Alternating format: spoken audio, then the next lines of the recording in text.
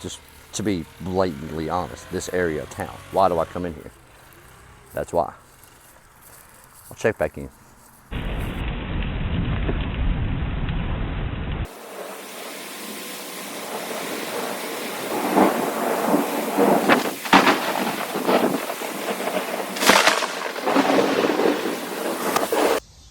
Whether you know it or not, they're coming for your businesses too. Big corporate America, big corporate, I can't say that word, can I? Nah. They're coming for you, even in the lawn care industry. They've already bought out everything else that we consume. That's why they have control right now. Mike Peterson needs your help. Mike Peterson just got bought out by a large company on all of his commercial accounts. 70% of his revenue is gone. Just like that. Flash of an eye. Gone. Alright? Mike, everybody's going to send you good vibes and prayers. And I know that you have the strength to rebuild your business. Just like you did the first time, bud. Alright? That ties into another segment that I happened to do earlier today on Home Depots, Lowe's, sheet stations, all those large national accounts. You better be careful dealing with those guys. All right. Welcome back, everybody, to Life Uncensored. That, and that used to be my life. All right. On my channel, you see manicured, beautiful mansions and stuff. But this chaos right here, it's all weeds. Trash, just nastiness everywhere you look. That was my life for 15 years, running big commercial crews. All right. Will we pump out volumes and big payrolls every single day for the owner's company? Yes, of course we would. We're standing at the Home Depot. I worked for a company once that we took care of all the Lowe's all over this side of the state. So we were driving, doing everything. Now, the issue is, if you're thinking about growing into this kind of commercial work, you have to consider a few things, okay? You must have a crew of 4 guys or more to come into a place this size and accomplish everything that needs to be done. Curb weeds, trash. I mean, the whole place is huge and it takes a lot of time and a lot of effort. And to make things worse, every commercial place like these that you're gonna do, you or your guys are gonna be roasting on the concrete pavement all day long. It's miserable work, and I am extremely glad that I had the balls to jump out on my own 3 different times. First 2, they were not successes, but I knew at a young age I didn't want to have anybody telling me what to do every single day and tell me when to be places. That's up to me. It's my life. You take control of your life, and the difference is amazing, okay? Total different perspective, perception of your own personal freedom. So, just a warning, Home Depots, Lowe's, all those big money commercial accounts, it's misery. I'm going to mow some small downtown routes that are connected to nice big mansions, ownership-wise. We'll check back in, for sure. So look, when you don't really know where to blow stuff, you don't want to blow it back into your properties, find the closest wood line, which is that right there. That's the closest wood line. And when I mowed this area, I directional cut all the leaves and debris down that way. Now when we blow it, it all gets blown back into that little wooded area. So while I was mowing this, I was thinking, you know, hey, how did I get these accounts? Well, they were connected to a huge golf course house that I was taking care of. And when the man approached me to come do these, I think there were 6 of them at the time. They're all downtown old homes into now they're apartments, okay? At the time, they were all overgrown, just totally horrible, overgrown everywhere. So after looking at them, he wanted me to do them every 2 weeks. That's not going to work, right? Not if you want to keep it clean and under control. That's what happened to the other company is he came in here for 3 months and never picked up a weed eater on any of them. So needless to say, it was chaotic to start off with. And I wasn't going to do it every 2 weeks. I want to keep it nice once I get it nice.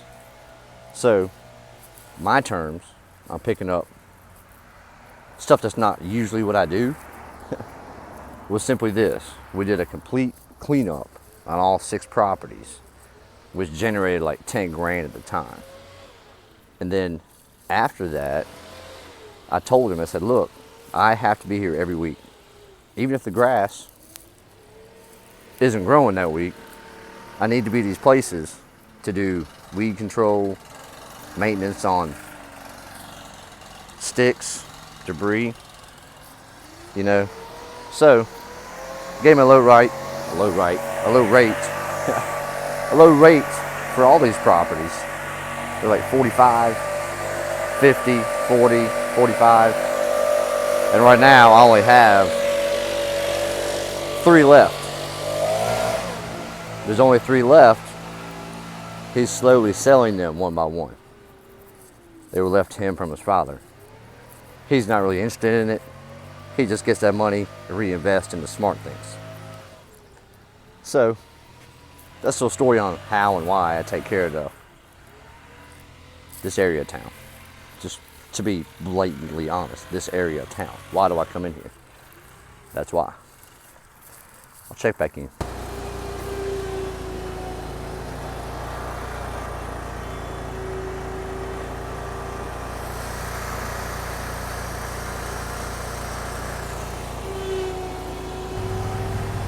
Carrying on to the next property, this is a perfect example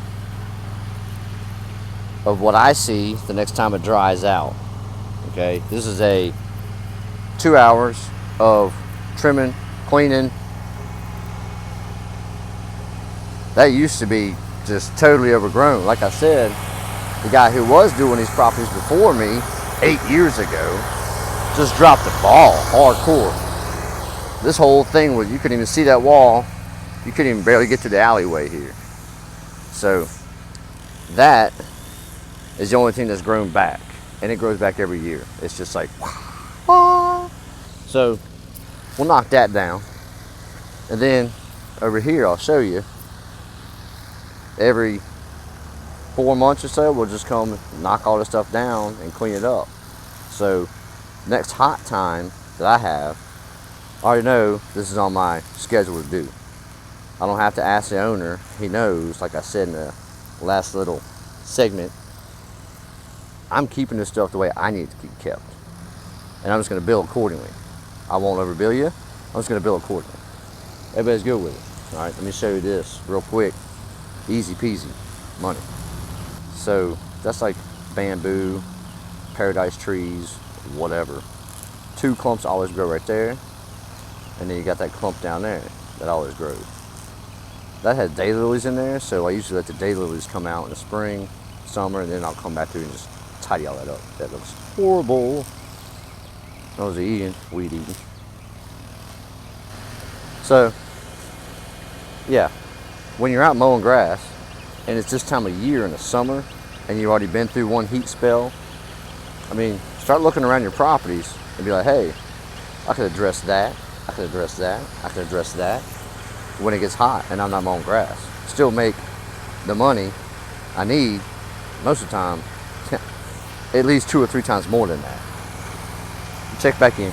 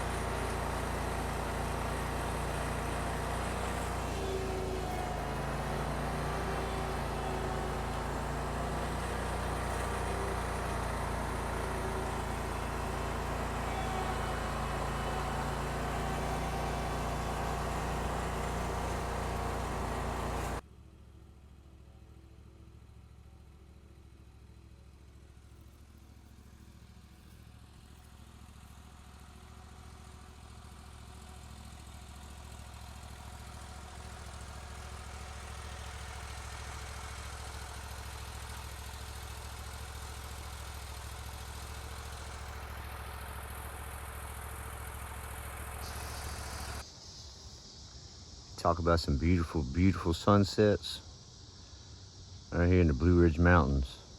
You get some amazing sunsets. Ha! Yeah.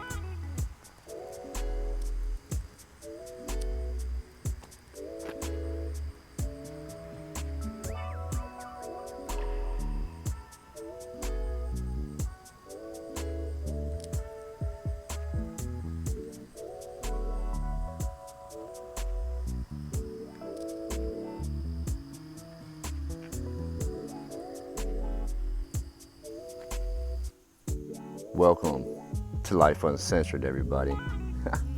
Another beautiful day in paradise. Out here at the log home, getting ready to throw down some stripes. Nice big acreage property. By myself, it takes me about 3 hours to do. A lot of weed eating around this fence line you see behind me. Lucky for me, I'm not by myself. Got the boys with me today, and we'll bling that out. And we'll bling that out for you. Show you what it looks like when we're done. You never know.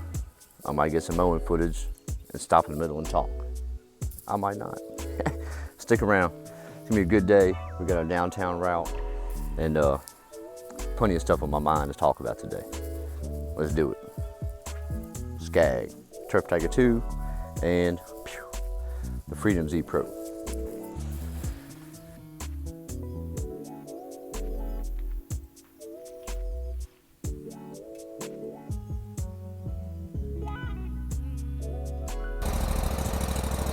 So, the Turf Tiger almost has that 1,000 hours. I've had it right at 2 years right now. And we'll definitely do a review on the 1,000 hours, what I think about this machine.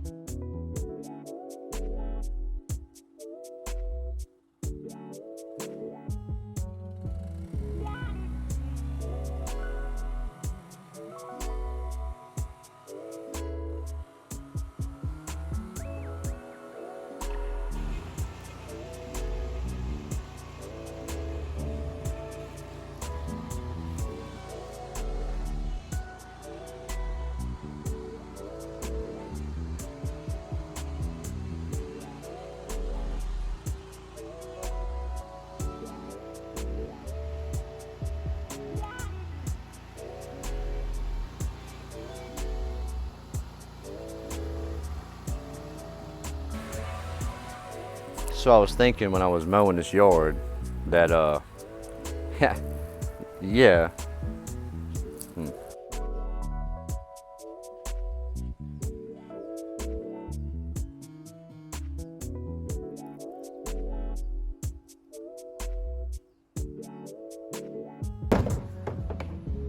Thank you, lad.